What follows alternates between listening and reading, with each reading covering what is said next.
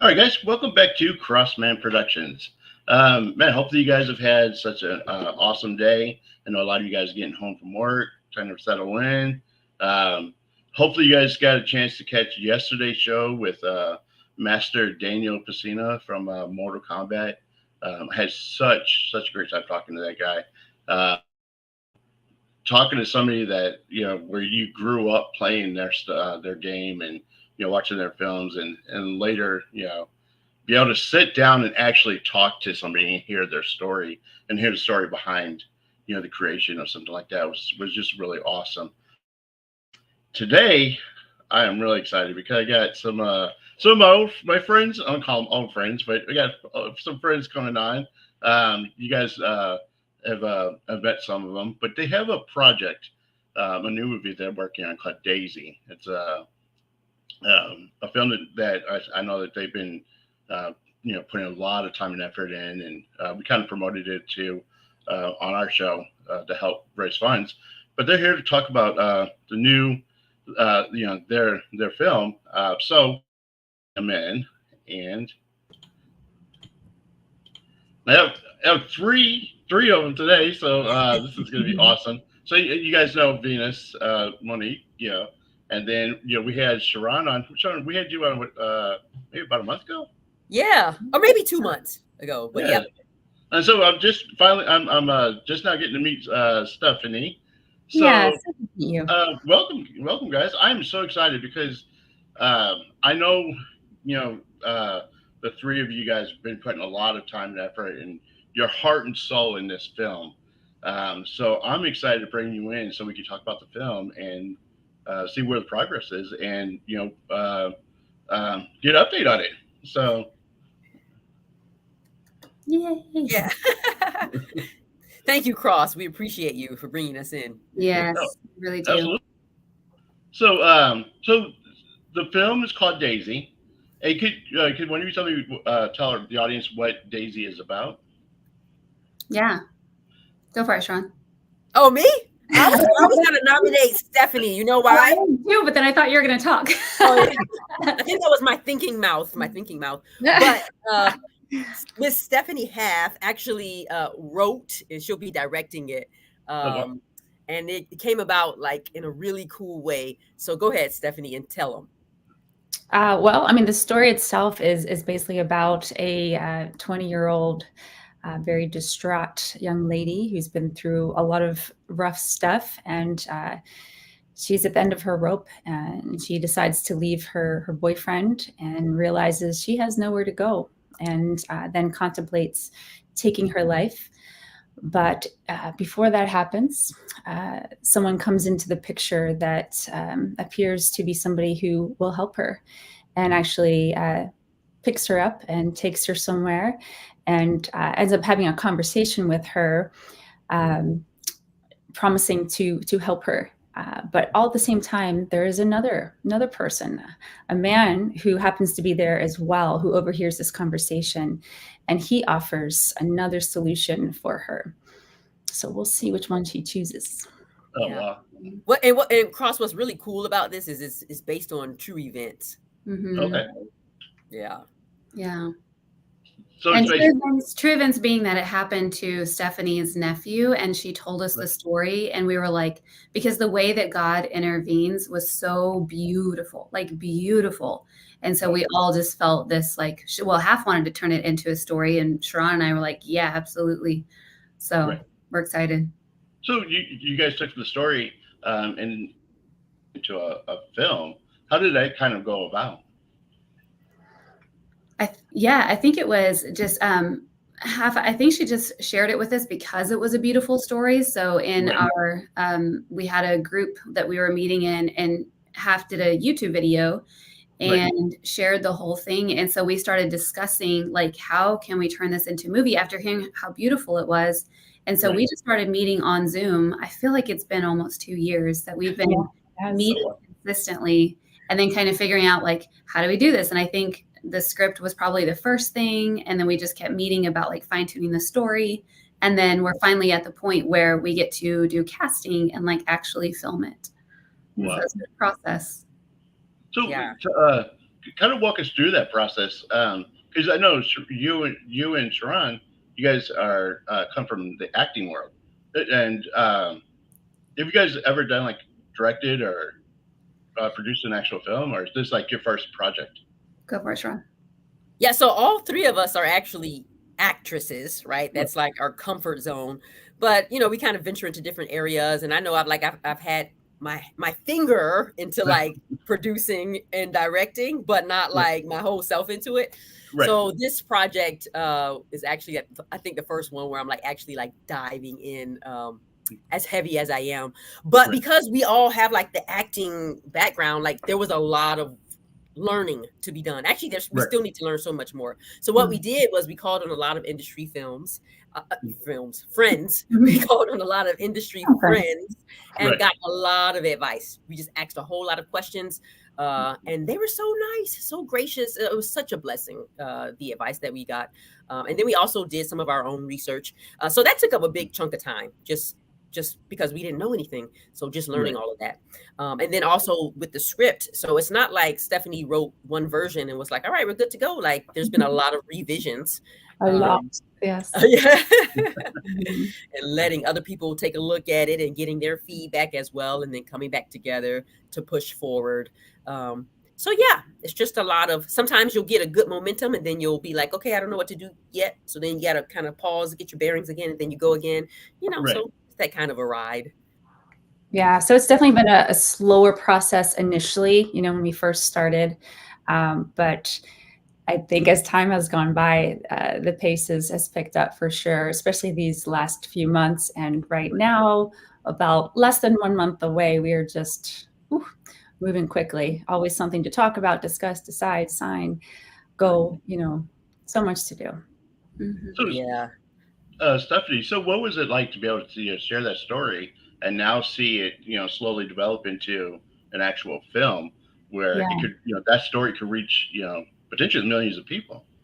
Right. Yeah, it's so cool because, like Venus said, in our sisterhood group, our mentor group, I think the night before I heard the story, we were talking about just how uh, God can use us when we're aware of it, when we're open and available for God to use us wherever we are, whether it be in a grocery store, at home, on set, at work, wherever. We just have to be walking closely with the Lord and be available for His use, whether we're confident or not. It's as long as we're obedient and walking with the Lord, which is the beautiful part of it. And so when I heard this story, I just was like so moved by it because there were so many powerful aspects of the core story.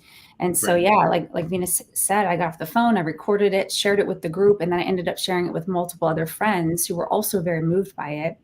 And then probably a week later, I just sort of got this, like I felt like the Lord said, make this into a film. And at first I'm like, okay, who can I reach out to and, make this into a film? Because we know right, lots of people in our network. And then I thought, no, I felt like I was saying, no, you do it. And so I thought, okay, I'll just make it with my cell phone, and right, just make it. I'll just cast it and whatever. And then it just, as I shared it with Venus and Sharon and the other people, all at the same time, God was putting on our heart just this desire to produce and kind of have a bigger hand in filmmaking. And so we just kind of said, hey, let's join together. And they were just as passionate about the story, which meant a lot to me because I know I can't do this alone. I don't want to do this alone. And it was just so neat to kind of begin that journey of writing. And now, as we kind of go into different roles here. So yeah, it's so exciting to see how I do feel like God has led us to a much bigger place with this, where I was willing just to, use my cell phone. Uh, and it's just so neat to be able to walk through the process with Venus and Sharon. And certainly, well, we'll probably have much more stories once we actually shoot and I see it as the finished project. But yeah, each step is exciting and certainly has been a faith journey, very exciting. And yeah, we're excited to see how it evolves. right. And and so the process, you guys came up with the story and you decided to turn it into a film. And then you guys started realizing, hey, you got to take on different roles like directing, producing. How did you guys decide that? This role, you're going to do this role? Yeah. How did you guys kind of decide how to put it together? We actually talked about well, for one, we knew we were all producing it. So that's the one hat we were wearing. And then we also talked about what do you like when you think about it, what brings you like joy or gives you energy as you think about it, and what drains you. And so that really helped us decide like where should I put my focus and where should you? And so, and of course, since half she wrote it and directed it, she's got this beautiful vision for it. So she is definitely in that director mindset. And then I'm going to shadow direct because I think that I might enjoy directing, but because I've never been in those shoes, I might try it. We also, we're just kind of learning a lot about each other and like what roles we want to do and try. And Sharon, what are you like? What? So I've really enjoyed like the casting process. Yes. So we did that. So like I said, like I've had my finger in producing and directing. So like I did a short film like 2 years ago or something like that. But I pretty much it was like real, I don't know, just real like, what do you call that? I don't know, super guerrilla style. Right. And so I didn't have a casting call. I just, asked people, hey, you want to be a part? Yeah. We just did it. Right. But with this one, we actually, we're professional. So we put out a whole casting call online, and we had to like filter through a whole lot of submissions to see who we actually wanted to audition. And then after that, we had to go through actually all of the auditions and then come up with decisions. And for me, that was super fun. Like, I actually think I might want to be a casting director as well. How was that like, because you're normally going to, cast for different shows or whatever, to be the person there trying to decide whether or not this person's fit for the role. What did that kind of feel like? And did it give you a better understanding of the importance of the casting director and the hard decisions they have to make? Oh yeah, you guys want to tell him how because like towards the end it got real tricky. Anybody want to chime in on that? Well, it's not just a matter of talent. We're just going to put that out there. Right. There's a lot of people with good talent. For the first part of that, of your question, Cross, like for the better understanding, for sure, because I would see some actors do this thing or see them submit this way or this timing or whatever it was like, oh, that stood out a little bit. Oh, that stood out a little bit more. Or it was just little things that different actors would do that you don't see when you're just an actor submitting your audition. But the casting director is seeing the diversity of how people are doing this. And it was very interesting for me. And that was one of the reasons that, for me at least, that I wanted to go through the casting process officially rather than reach out to people we knew. Because I wanted to know, like, what actually happens on the other side of things when I submit stuff. So that was very, very eye-opening. And then our decision-making process was tough. What did you all can share on that? Yeah, I will say definitely. I mean, that was a good problem we had, is that we had such a great group of people to choose from, but it was difficult. It was really difficult. And it was funny because our first kind of set of submissions, I think like everyone was blonde. I'm like, this never happens. And so we can't have 6 main actors all with blonde hair for this. It just doesn't work. And so we really were looking for a variety and some diversity as well. And so once we started, really shifting through, it was very difficult. I mean, we just kind of sat with, our last few favorites for a while with several of the roles. But I think ultimately, like they were saying, like it wasn't that one was better than the other necessarily, but okay, who all works together with height, with hair, with, the look of it as well. So much goes into casting for sure. Yeah. And I just have to say too, Cross, before you jump to the next thing, just mad respect for everybody who auditions. I mean, of course, I already respect actors. But watching all the auditions, just mad respect. And I just want to encourage all the actors out there, just keep going. Like you guys, like, it's a special thing. It really is. So yeah, I was definitely like energized by it. It's just beautiful. And I can imagine too, because you had all this talent, but you got to also make sure that that talent has a chemistry with other people, the other actors, so that it all meshes together. So I heard tons of stories, with all the people I interview, and then you hear all the the backstories of how things happen. But the shows that seem to do like the best, the movies, is when a group is able to cohesively come together and they just have that chemistry. Yeah. So they could have individual talents, but can they work together? Yeah, I think one of the most important things I've learned is just, I mean, in life in general, is the importance of relationship. But, even before we get on set end of June, I think it's important, especially for me as the director, to, have sort of a foundational relationship with each of the actors so that we will be able to kind of interact better and more naturally, more comfortably. But I can also learn kind of, their style, the best way they can, deliver and how they work best. So for lots of reasons, but yeah, relationship, even between the three of us, like, has been so important to have that foundation. And of course, what, glues us together like nothing else is having the Holy Spirit indwell in us. And so that's such a gift that always connects us for sure, no matter what. Yeah. Cool. Amen. So where are you guys at now in the process? I mean, you guys you just wrapped up casting, and now you guys are getting ready to film, or?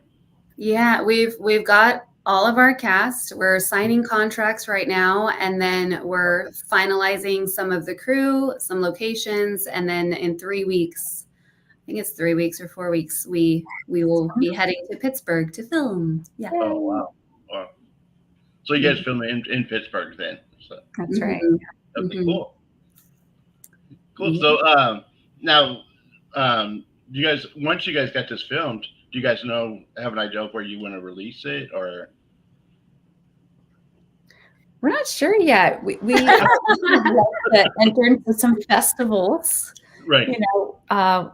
I'm not sure. We haven't, made final decisions with that, but that's something that we have not decided on as far as distribution or, where we're going to let it stream or, Yeah.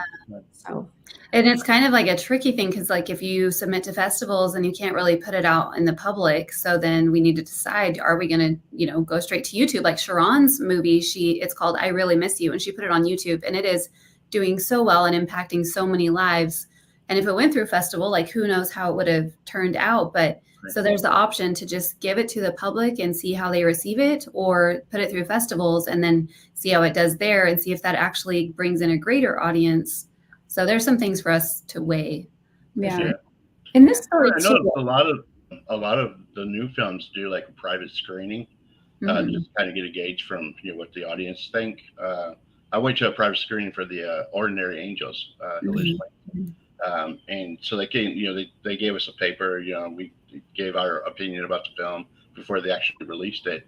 I think after COVID, we had so much expansion in technology and with streaming services. I think that now there's so many more options to think about, because you could do YouTube, you jump on ones that are free, like Tubi, or there's so many options now, and that's another question too. With the expansion of technology, do you think that has been like beneficial for you guys, or to have that readily available, as before you had to go through like a big studio? All right. I think so, for sure. I mean, even just simple technology like this that allows us to come together and talk about the film prior to it being filmed and then it being released to people. It's allowing us to do marketing on the front side without having to do so much work because of all the technology that we have. Right. Yeah, 100%. And even when you think like years ago, like when I was growing up, I didn't see a lot of short films. If I did, it was, I don't know, maybe in school or something, but it just wasn't a normal thing. So yeah, now with all this technology, you can make whatever and get it on out there. So beautiful. Yeah, and we really are just kind of taking it one step at a time. That's how this journey has been, because, like they said, we have been learning so much and we have so much to learn. And it's really been a faith walk as far as the funds, the locations, every single detail. And it has been awesome to see how the Lord has provided people and just provided in so many ways. And so we're just focusing on staying close to him and taking one step at a time. So I know he'll guide us as far as which direction to go with how we're going to get it out there. Mm-hmm. Cool. You know, one of the things that I really am impressed about too is that, you know, like we talk about these, streaming services, like, is, you know, that you guys created a group, you know, the sisterhood, where you guys, you know, started, Venus, did you start, who started that group? Mm-hmm. Mm-hmm. Yeah. So you started that group because you wanted a place where people could come together, and share stories like this, and you know, and so now to see it grow, you know, because you have a ton of people in that group now. You know, you know, I see some of the stuff you posted. So there's a lot of people involved in it, Mm-hmm. and to see now such an awesome project coming from that, you know, Yeah. I think it's cool. I think it's Yeah, it has been really, really neat because we all, in the first sisterhood, it was the mentors and the young girls. So we all built that relationship. So even seeing auditions come through from the girls that were in the young sisterhood was really fun. And then having the women in the Powerhouse Sisterhood suite submit their stuff, like it was just so fun because we know their characters as like them as a person, their personality. So in thinking about things, that it was just fun to see your friends submit for something and friends that are so close. And then, like you said, see stuff like this come out of it, which is so much fun also. So it's really been a neat group. Yeah. I think it's so cool too, because like we were talking about earlier, you just don't know how God is going to use your obedience. So Venus, yeah, like she had no idea like we were going to do a production company like out of the sisterhood. Like that's just crazy. Right. I mean, but there's so many things that have happened along the way too, like within the group. Everybody has their different stories about how, you know, God has really like spoken to them and, you know, is ministering to them through the sisterhood. But I mean, we just don't know like how far this will go, Right. especially like with the short film, like how many lives are going to be changed. We don't know, Right. but it's just a matter of obedience. You just take that step, Yeah. take the next one, take the next one, take the Right. next one. And it's just so I love it. I love it. Sharon, I didn't even put it together that like because of the obedience, we're doing this together. I just thought, oh, we met in the Powerhouse Sisterhood, but like you're so right. That's crazy. It is crazy. Well, it's amazing how God works. I mean, God, he already knows. He knows the end game. So he already knows how this thing ends. But yeah, I agree. He tried. You know, he wants to see if we're going to do, you know, obey him and do the steps it takes to get to that end product. You know. So I have a question for all three of you. So through this process, what's the biggest thing personally that you guys have learned through this process? Through learning production. Mm-hmm.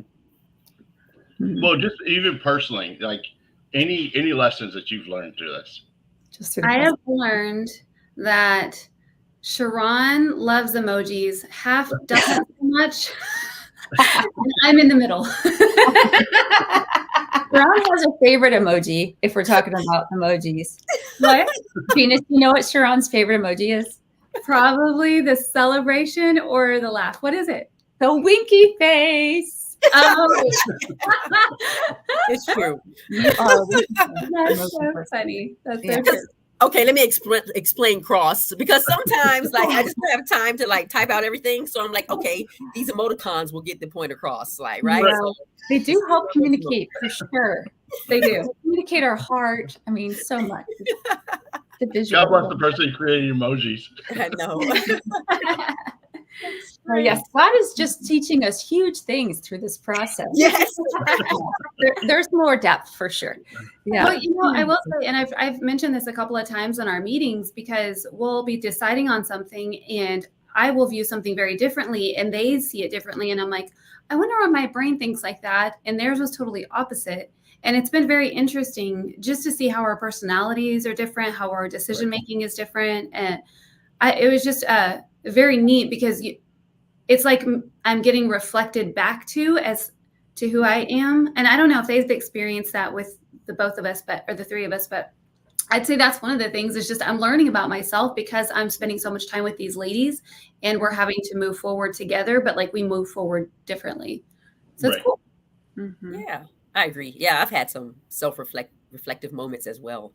But I think one of the biggest things, it's like I already know it, but this process has reiterated it. That is so much better to move with, not alone. So not by yourself.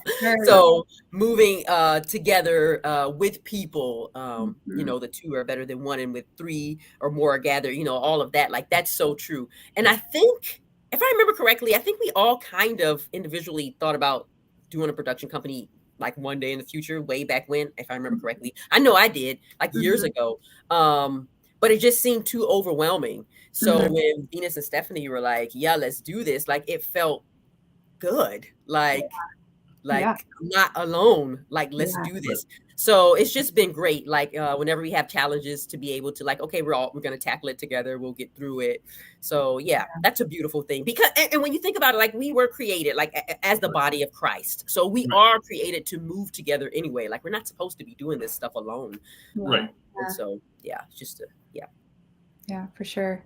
Yeah, I've learned so much, but I think one thing that stands out to me that I was reminded of is that just the truth that God's purposes are so far beyond even what we think is the goal. So naturally, or even a human sense, we might think, oh, well, our goal is to make a movie and that it would be successful. But we all know there's many definitions to success. But what has been reiterated for me through the process is it truly is about the journey. So this has been a step of obedience, and God has just been doing so much in me personally through the journey.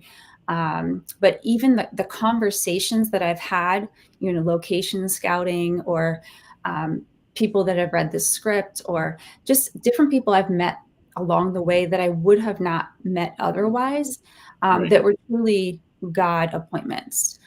There were opportunities to share the gospel. There were opportunities to bring others to Christ that, we might not end up working with, but again, I wouldn't have met them had I not been on this journey to make this film. So it's not always about, what happens with this film necessarily, but this is what God said to do. And in the journey, he's doing so much through us that will be for greater purposes. Yeah, I agree. And then on top of what Sharon said about just not doing this alone, especially as Christians, doing something that like calls Satan out and his tactics, there's spiritual warfare that happens. So having the three of us to like immediately go like, hey, I'm struggling with this. Can you pray? I'm struggling. Because as that, doing what we're doing, the attacks, sometimes will hit harder because the story isn't supposed to get out, or Satan doesn't want it to get out, or whatever it is. And so I can imagine being like a producer on my own, trying to tell a story like this, and then being attacked and not having like that close knit community or a team that could go to like spiritual war for me. So that's another like bonus and thing that sticks out to me. Yeah. So if somebody, that's watching is wanting to do a same thing, they're trying to, create a project, what's the one piece of advice you would give them? I would tell them to seek out, just what we did is to seek out others who have done the thing you want to do and get their advice. Just there were so many, like Sharon said at the top, it's just so many kind industry friends who are like, yes, we'll hop on a Zoom. I don't even know how many Zooms we did with friends and phone calls and messages back and forth asking like, how did they get started? What did you use? How did you do this? So that would be my like first tip, is like figure out who's already done it in a way that you appreciate, and ask if they'll, give you their advice and their lessons. Yeah. I think that's where my brain was going to, like, just asking for help. So not just because that's really what will immobilize you, right? Fear. You'll be like, I don't know how to do it. So then the fear would just like stop you. It's okay. Just ask somebody. So don't get stuck. Yeah. I really, one of the things I'm really passionate about is encouraging others to do that thing that energizes them.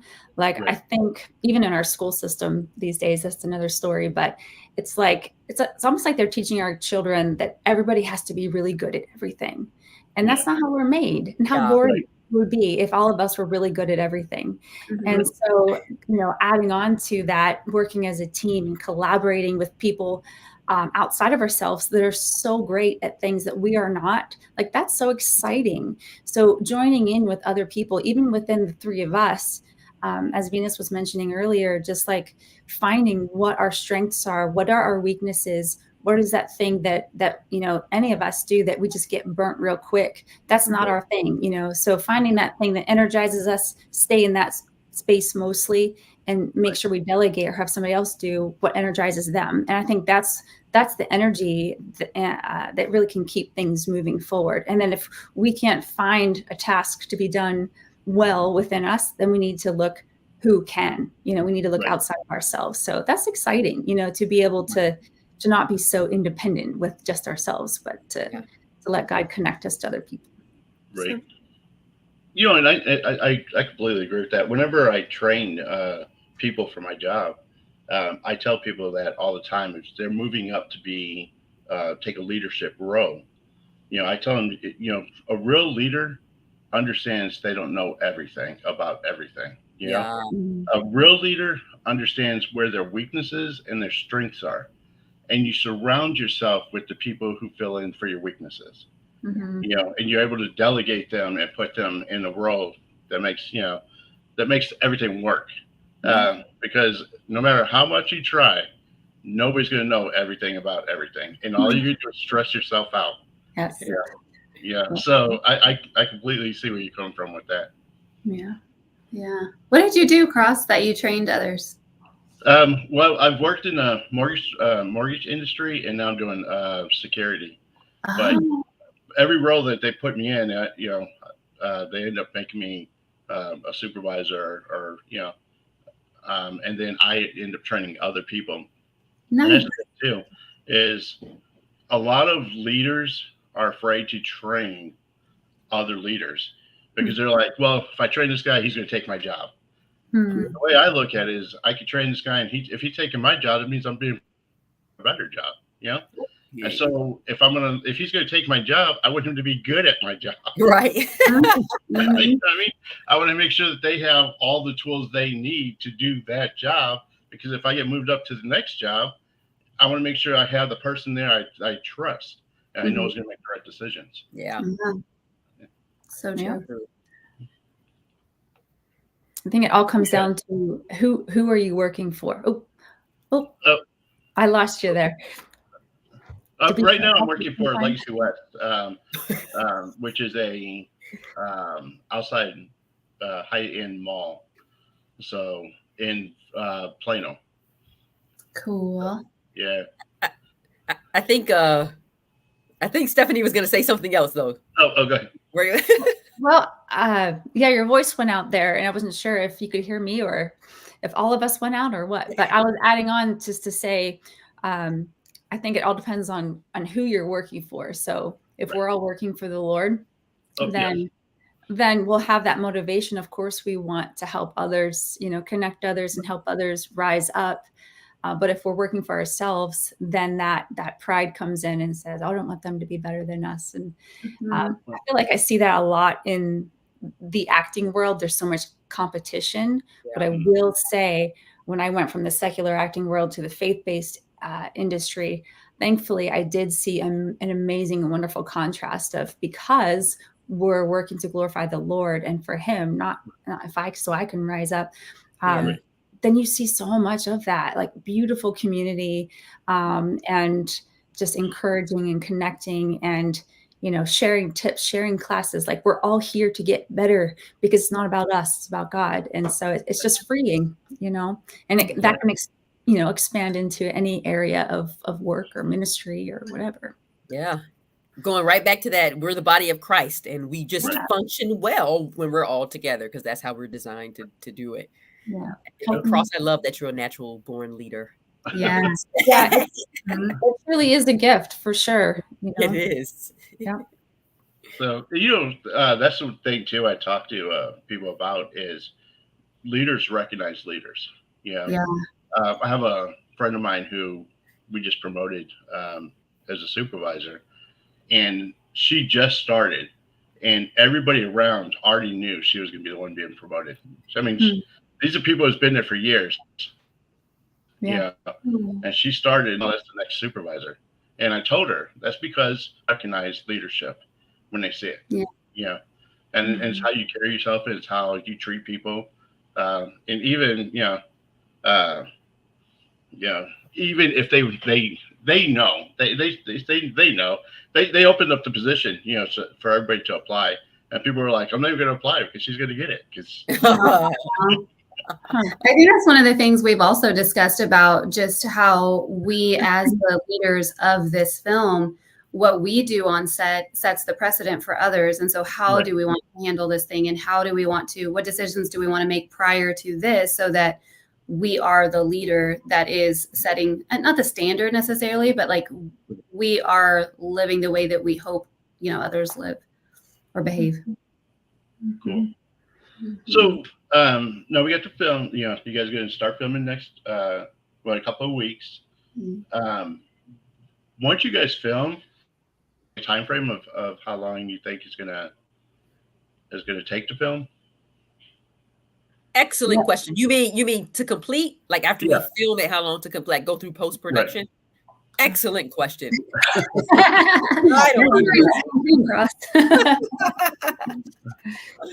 It's like Half said earlier, we're just like taking it one step at a time, and then trusting God with like who He brings and the timing and everything. So we don't quite know what that's going to look like just yet. Yeah, I will say I don't feel the need to rush it. Thank God, it's not a rushing feeling, but just taking one step at a time. But I definitely value and look forward to working with people who are well trained in their craft and are passionate about it and have a desire to use it for the good. So I look forward to working with more and more of those people to put their touch of excellence, working towards that always. Right. Mm-hmm.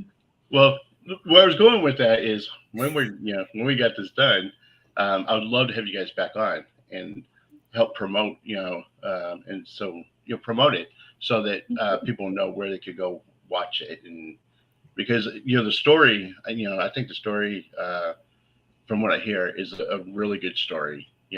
And I know you guys, so and I know you guys' heart, and I would love to help you guys promote that and get the word out. Once it's up and running. Yeah, thank you. We do think it's very important and a very timely piece, because I don't think we said that. Said the reason why on this particular interview with you, Cross. But one reason we're so passionate about it is because we're living in a day and age where there's so many different voices telling us what's right, and it could get so confusing. But some of the answers that we lean into can literally destruct us. And so this piece brings out the importance of knowing the truth and grabbing a hold of the truth, and not just grabbing onto every answer that comes your way. Like, you really got to filter through these things and figure out what is the truth. So yeah, I think it's gonna be a very eye-opening piece. Mm-hmm. Cool. It makes me think about the youth now, because the youth, a lot of the youth get their information from technology. Mm-hmm. And we have technology that is now silencing the truth. Yeah, exactly. And so it's important for people like us to instill what the truth is in them, and so they're not relying on technology. And and if they hear something other than the truth, they can know that it's not the truth. You know what I mean? Yeah, exactly, 100%. And I have kids, and they come home and say all kind of crazy stuff. And I'm like, wait, slow down. Right. Let's talk about this. Yeah, I'm so glad they do, right? They can't talk about everything, but yes, have those conversations with your kids. What did you learn about today? Did anything sit wrong or right with you? Or, just having those constant conversations, because yes, they're just bombarded with lies, really, and it can be just like our film will show, it's deceptive, because this person seemed so nice, she was so helpful, but it doesn't matter, and so the witchcraft is actually one of the fastest growing spiritual practices right now, especially amongst youth, which is scary. And it is one of those practices that, testimony after testimony, anybody who's been involved in it for a long time and grew up in that family will share that it is dark, and it literally leads to death. And we want to shine the light on that and say, no, it's not the right way. There is a better way. But how important, even as us Christians, how important it is for us to stay in the Word, because we too, all of us here, can be deceived by, all the voices in our ears, and we have to constantly be filled with the truth, so we can also. None of us are numb to that. But the more we fill ourselves up with that truth, the more we will know and have that discernment. So I pray that for especially our youth. Yeah. And I don't even think we told you, Cross, but there is witchcraft in our film. And it is based on what truly happened. Right. So. Well, I mean, it's relevant because, the world now is and promoting witchcraft. If you watch, the different people up in, I don't say in Hollywood, but the different artists and stuff that come out, they're blatantly, proud of it, and they'll come out and say it. So. Yeah. And even and I'm not big on TV, but when I do scroll, it's like dark, demonic, witch, magic, It's like every cover is so dark. And where's the bright, good stuff? Right. Yeah. So much of it. Yeah. So I know for sure I am looking forward to this film to see it. Anything that, I could do to help you guys, word out, definitely hit me up. If anybody wants to get involved, to help you guys, do you guys have like social media and things that they could do? And what specifically are you guys needing help with?